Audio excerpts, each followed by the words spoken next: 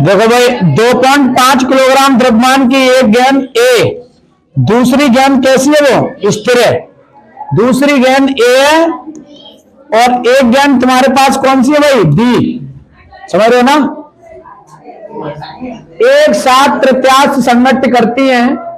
संगठित के बाद गेंद ए पहले की दिशा में अपनी प्रारंभिक चाल की 1/3 चाल से चलती है। मान लो कि ये जो जा रही है इसका वेग है u। जब ये वाली गेंद इस वाली गेंद से टकराती है तो इससे टक्कर के बाद जो इसका वेग बनता है पहली वाली गेंद का, वो पहले वाले वेग का कितना बन जाता है, 1/3। पहले कितना था भाई, u, बाद में कितना हो गया, ये u/3 हो गया। तो ये जो u है ना, ये u1 का मान है। ये टक्कर के बाद तो ये v1 हो गई। बात समझ में आ गई? बाद वाले वेग को v कहते हैं और पहले वाले वेग को u कहते हैं। ये गेंद जो b है ना, कैसी है, ये स्थिर। स्थिर के लिए क्या करोगे आप, 0। u2 बराबर कितना रखोगे, 0। अब अपनी प्रारंभिक चाल की 1/3 चाल से चलती है तो गेंद b का द्रव्यमान ज्ञात करना है। जीवाई गेंद कितने किलो की है, ये 2.5 किलोग्राम की है। ये वाली गेंद हमें पता नहीं है कि कितने किलोग्राम की है। 2.5 किलोग्राम द्रव्यमान की एक गेंद ए, दूसरी स्थिर गेंद बी के साथ प्रत्यास्थ। आप जानते हैं कि प्रत्यास्थ संगठित के लिए प्रत्यावस्थान गुणांक का मान कितना होता है, 1। बताइए बात कि नहीं बताइए? आप प्रत्यास्थ संगठित के लिए ई का मान 0 होता है। पिछले चैप्टर में पढ़ चुके हो। संगठित कौन सा हो रहा है, प्रत्यास्थ संगठित हो रहा है। प्रत्यास्थ संगठित के लिए ई का मान 1 होगा। तो पहले आप मेरी बात सुने। पहली गेंद का वेग 2.5 है, दूसरी गेंद का द्रव्यमान m है, ये तुम्हें ज्ञात करना है। पहली गेंद जो जा रही है वो u वेग से जा रही है और दूसरी वाली गेंद ये स्थिर है। समझ रहे हो ना? जब ये वाली गेंद इससे टकराती है तो तुम्हें पता है कि जब टक्कर होती है तो दोनों गेंदें क्या करती हैं, गति करने लगती हैं। गति करती हैं। जब टक्कर होती है तो दोनों वस्तुएं गति करने लगती है। तो टक्कर के बाद इसका भी वेग तुम्हें निकालना पड़ेगा। अब तुम्हें बताओ, टक्कर से पहले भी दोनों वस्तुओं का वेग है और टक्कर के बाद भी दोनों वस्तुओं का वेग है। आप हमको एक चीज बता दीजिए कि कौन सा सिद्धांत लागू होगा यहां, बताओ। जानते हो संवेग संरक्षण का सिद्धांत क्या कहलाता है? संवेग संरक्षण के सिद्धांत से टक्कर से पहले का कुल संवेग, टक्कर के बाद का कुल संवेग बराबर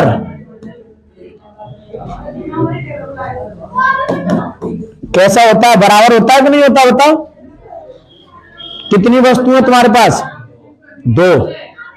दोनों वस्तुएं टकराती है तो टक्कर से पहले पहली वस्तु का संवेग है, दूसरी वस्तु का संवेग है। ये टक्कर हो चुकी है, टक्कर के बाद पहली वस्तु का संवेग है, दूसरी वस्तु का संवेग है।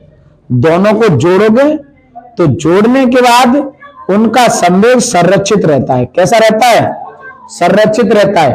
अब इतनी बात यहां हो चुकी है। m1 का मान तुम्हें दे रहा है कितने किलोग्राम का भाई, 2.5। u1 का मान तुम्हें दे रहा है कितना है, u। m2 का मान तुम्हें ज्ञात करना है, u2 का मान कितना है, 0। m1 का मान 2.5, v1 का मान कितना है, u/3। m2 का मान m और b2 का भी मान हमें पता नहीं है। इतनी बात समझ में आ गई? अब v2 का भी मान हमें पता नहीं है। अब देखो ये वाला पद तुम्हारा क्या हो जाएगा भाई, ये वाला पद तुम्हारा हो गया भाई 0। तो ये क्या बनेगा, ये 2.5 u और ये इधर आएगा तो किसका होगा भाई, ये माइनस का 2.5 u/3 बराबर के m/b2। कोई दिक्कत? इसको लासा लेके यहां हल करोगे तो 3 जाएगा 2.5 के बाद, तो 2.5 तिया 4.5, वो 2.5 तिया 7.5, 7.5 में से 2.5 गया तो 5 बचेगा। ये होगा 5/3 u होगा कि नहीं बताओ। उधर बराबर में क्या चल रहा है तुम्हारे पास, MB2। कोई दिक्कत, m का मान तुम्हें ज्ञात करना है। दूसरी बात ये बनती है यहां पे, आप जानते हैं प्रत्यावस्थान गुणांक की परिभाषा क्या कहलाती है। प्रत्यावस्थान गुणांक की परिभाषा कहलाती है B2 माइनस के B1, B1 माइनस के B2 बट्टे में U2 माइनस के U1, ये कहलाती है। प्रत्यावस्थान गुणांक की परिभाषा से प्रत्यास्थ संगत के लिए ई का मान 1 होता है, वो कह रहा है कि प्रत्यास्थ संगत होता है, और बी का मान वो तुम्हें दे रहा है u बट्टे में 3, और B2 का मान हमें ज्ञात करना है, U2 का मान हमें दे रहा है, और U2 का मान हमें दे रहा है, और U1 का भी मान दे रहा है ना।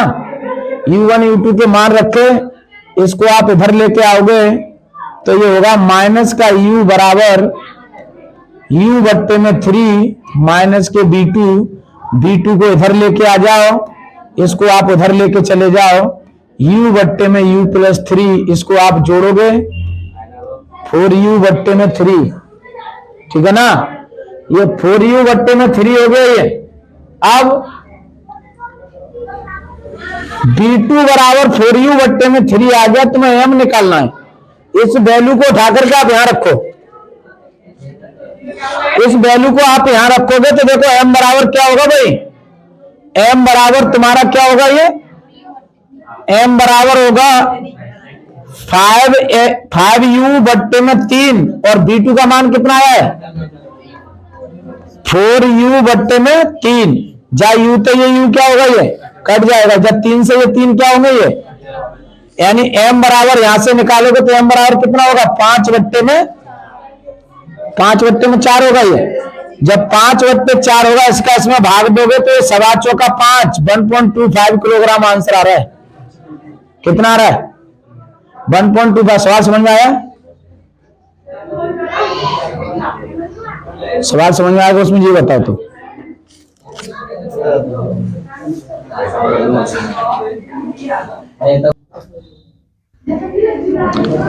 देखो अगला सवाल सुनिए भाई, क्या कर रहे हैं।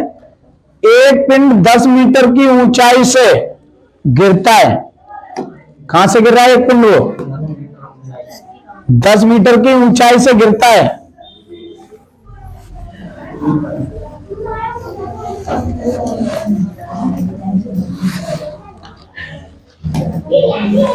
एक पिंड ये 10 मीटर की ऊंचाई से गिरता है, H बराबर तुमको दे रहा है, ये एक पिंड 10 मीटर की ऊंचाई से गिरता है।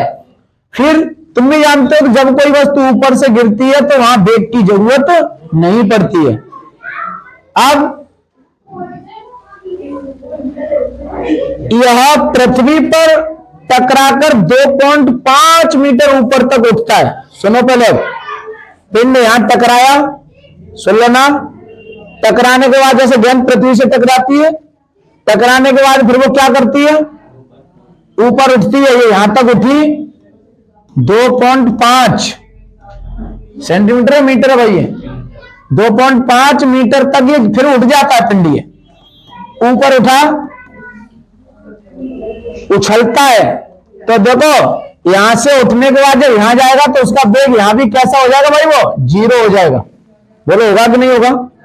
जब किसी पिंड को ऊपर फेंक देते हैं तो ऊपर जाकर के एक बिंदु ऐसा होता है जहां से वो पिंड क्या करता है, लौट जाता है। तो जब लौटता है उस बिंदु पर उसका वेग कितना होता है भाई, 0 होता है। उस बिंदु पर उसका वेग 0 होता है। तो देखो 0 से ही गिरा है और 0 हो गया है, तो उसका वेग कहां पर होगा, फिर वेग होगा कहां, ये मैं पूछ रहा हूं। पृथ्वी की सतह नीचे है, ये पृथ्वी की सतह ऊपर से आ रहा है, तो जी का मान तुम जानते हो, उसमें दे रहा होगा जी। देखो दे रहा है, नहीं दे रहा है तो आप भी जानते हो कि जी बराबर कितना होता है, 10 मीटर पर सेकंड स्क्वायर होता है। 1 दे रहा है, 2 3 यहां पूछ रहा है। बोलो कौन सा समीकरण दिखाई दे रहा है यहाँ?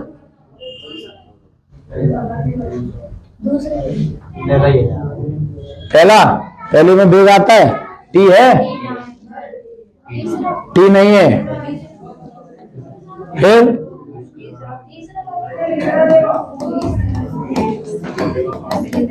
गति के थर्ड समीकरण से क्या होता है भाई? गति का थर्ड समीकरण बी स्क्वायर बराबर यू स्क्वायर प्लस के 2g।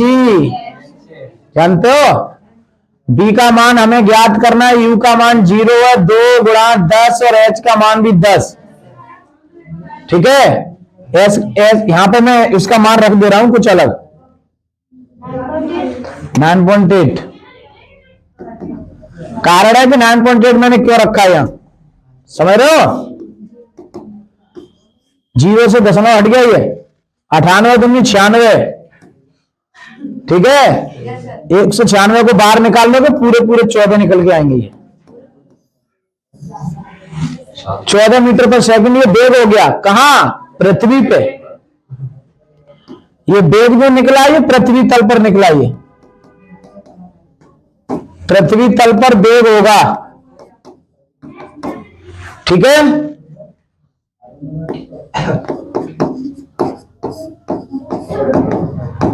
इतने ही बेग से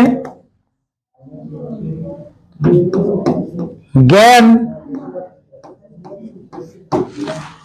ऊपर उठेगी। इतने ही बेग से गेंद क्या होगी? ऊपर उठेगी। जब ऊपर से आई तब भी इतना बेग, और उतने ही बेग से क्या होगी? वो ऊपर उठेगी। तो ऊपर उठते यहां भी बेग देखो, यहां b बराबर कितना होगा? ये 14 मीटर पर सेकंड। और यहां भी कितना होगा? ये 14 मीटर प्रति सेकंड, यानी इतने वेग से ऊपर चली जाएगी। तो ये कहलाएगा v और ये कहलाएगा u। अब समझ में आ गई? पहली वाली में स्थिति में ये b बनेगा क्योंकि हम ऊपर से आ रही है। दूसरी स्थिति में ये b क्या बन जाएगा? u, क्योंकि अब किधर जा रही है? वो ऊपर। तो गणना कीजिए, 2 मीटर तक उछलता है तो गणना करनी है क्या? भूमि से संगत में पिंड की गतिज ऊर्जा में प्रतिशत 6। जब भूमि से टकराई तो गतिज ऊर्जा में कितने परसेंट की हानि हो गई, ये पूछ रहा है।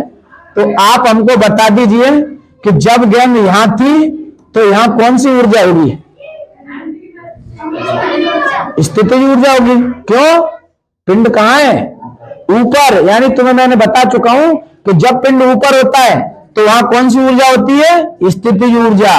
और तुम भी जानते हो कि ऊर्जा सब कैसी होती है? एक सी।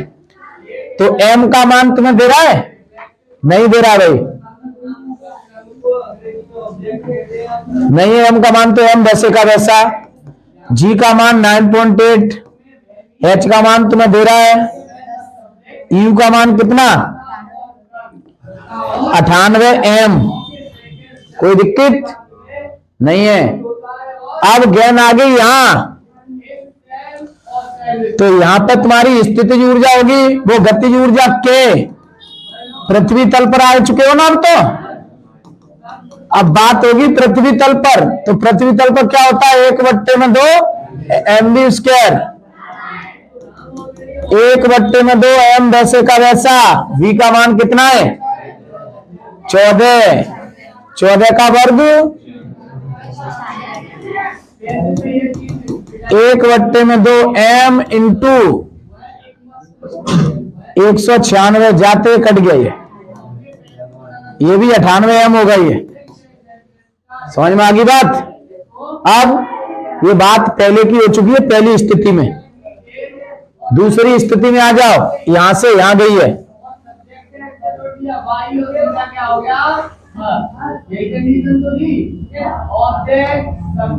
mgh, तो m वैसे का वैसा, g का मान 9.8 और h का मान कितना भाई? 2.5। दूसरी स्थिति में एक ही चीज से हल कर लेना उसको, इसका गुणा कर लो,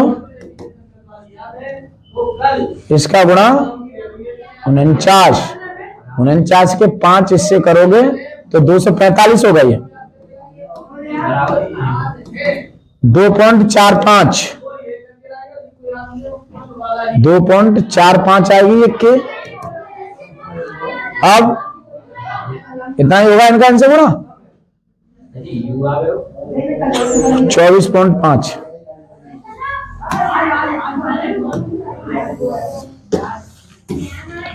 ये तुम्हारी आएगी 24.5 एम। यू मान लो इसको जी, यू कहलाएगा ये दूसरी वाली में। अब सुनो, पहले तुम्हारे पास से गति ऊर्जा तुमने निकाली, चाहे स्थिति ऊर्जा निकाली, आई थी कितनी? वो 98 जूल थी पहले ऊर्जा, बाद में घट करके कितनी रहेगी? वो 24.5। न्यू कह रहा है कि कितने परसेंट घट चुकी है, समझ में आ गई? तो कितने परसेंट घट चुकी है? तो 24.5 चौका 98 होता है, समझ में आ गई? 3 हिस्सा घट चुके हैं, एक हिस्सा बचा है। जैसे मेरे पास 100 रुपए हैं, उसके 3 हिस्सा घटा दो तो कितने हिस्सा बचेंगे? फिर 1। तो 100 में 4 हिस्से करना कितने कितने के होंगे? 25-25 के 3 हिस्सा घट चुके हैं, 75% आंसर आना है।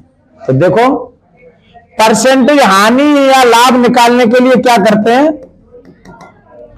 प्रारंभिक ऊर्जा 98 एम, अंतिम ऊर्जा कितनी आई है? 24.5 एम बट्टे प्रारंभिक ऊर्जा 98 एम, परसेंटेज के 100। बोलो कोई दिक्कत? इसमें से आप इसको घटा दीजिए, कितना घटेगा ये? 24 × 72 73 बट्टे में 98।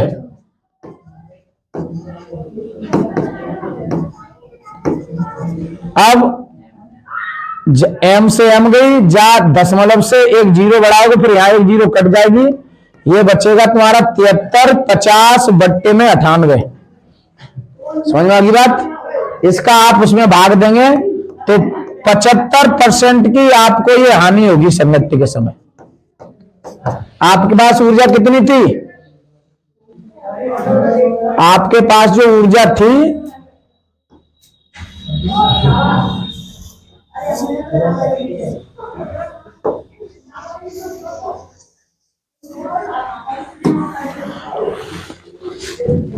गति ऊर्जा से मैंने निकाल दी 98 एम थी, वहीं से बात कर दे रहा हूं। फिर पृथ्वी से टकरा के फिर क्या हो गई है? वो ऊपर कितनी ऊर्जा रह गई? वो 24.5। कुछ पृथ्वी ने ले ली, कितनी ले ली? बस वही निकालनी है। इसमें से आप इसको घटाओगे 73.5 आ गई, ठीक है? परसेंटेज लाभ निकालो, परसेंटेज हानि निकालने का जो तरीका होता है वो पहले वाले मान का भाग देते, ध्यान रखना। लाभ निकालो चाहे हानि निकालो, सदैव क्रय मूल्य होता है, क्रय मूल्य उसका वास्तविक मूल्य होता है। 98 माइनस के 24.5 बट्टे 98 इंटू में 100, एम से एम कटा, दशमलव से नीचे जीरो बढ़ाओगे, यहाँ जीरो से एक जीरो कट जाएगी, 10 का इससे गुणा होगा, 7350 बट्टे में 98। 98 का भाग देने पर कितने परसेंट बनेगा? ये 50। देना चाहो तो देखो, भाग दो। 98 सत्ते 686, ठीक है ना? 7 बार गया 686, इसमें से घटाओगे तो बचेगा कितना? 35 इधर और 14 उधर। 35 और 14 कितना हो गया? 49। 98 पहिया 490, पूरा पूरा कट गया कि नहीं? 75% की ये होगी हानि भाई ऊर्जा में। दूसरा आंसर अभी तो पूछ रहा है ये। दूसरा ये कह रहा है कि संगति के ठीक पहले तथा बाद के वेगों का अनुपात कितना होगा? संगति के ठीक पहले और संगति के ठीक बाद। तो सुनो, संगति से पहले उसका कितना वेग था वो निकालना है, संगति के बाद उसका कितना वेग है वो निकालना है। पहले हमको आप एक चीज ये बताओ कि इतना सवाल तुम्हारी समझ में आ गया कि नहीं आया? ये आ गया?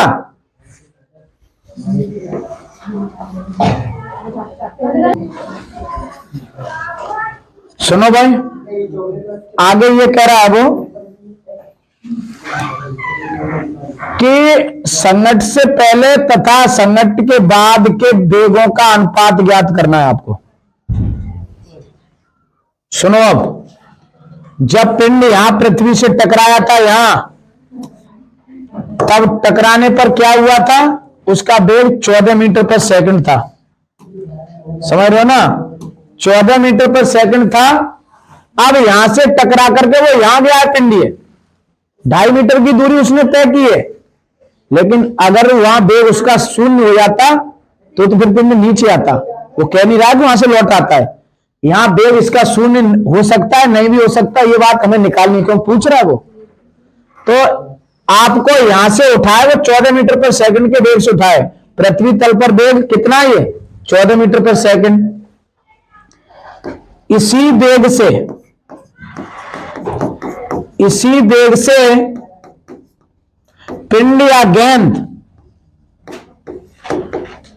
ऊपर उठेगी, तब ये वेग तुम्हें निकालना है। फिर वही चीज, 1 2 3, और जी का मान जानते हो, ऊपर जा रहा है तो माइनस के 9.8 लगेंगे। ठीक है, 1 2 3 4। अब हमको एक चीज बता दो, कौन से समीकरण में आती है, पुनः फिर वही समीकरण लगेगा। गति के तृतीय समीकरण से, गति के तृतीय समीकरण से क्या होता है, गति का तृतीय समीकरण, बी स्क्वायर बराबर यू स्क्वायर प्लस के 2gh। अब v का मान तुम्हें ज्ञात करना है, u का मान तुम्हें दे रहा है, कितना हो जाएगा u, अब 14 माइनस चिन्ह, पृथ्वी से पिंड कहां जा रहा है, ऊपर की ओर, 2, g का मान कितना भाई 9.8, कितनी दूरी तय कर रहा है पिंड जाकर के, 2.5। v स्क्वायर बराबर में 196 माइनस इनका भाई गुणा कर लो, ये कितना होगा, ये 2.5 गुने 5 और 98 पंजे 49, यानी माइनस के 49 होंगे। सही है, कोई दिक्कत। अब बी स्क्वायर, इसमें से आप इसको घटाएंगे तो 49 थी, 147 हो जाएगा ये तो, और फिर 147 में क्या लगना है भाई, ये वर्गमूल लगना है, 147 बाहर निकल नहीं सकते अब ये। अब तो बात बिगड़ेगी यहां पे भाई, फिर यहां पे बात बिगड़ेगी। प्रत्यास्थ संगति के लिए 1 होगा ये। B1 का मान कितना भाई 14, B2 का मान हमें पता नहीं है, U2 का मान तुम्हें पता नहीं है, ये मान तुम्हें पता है कि ये 14 है ये।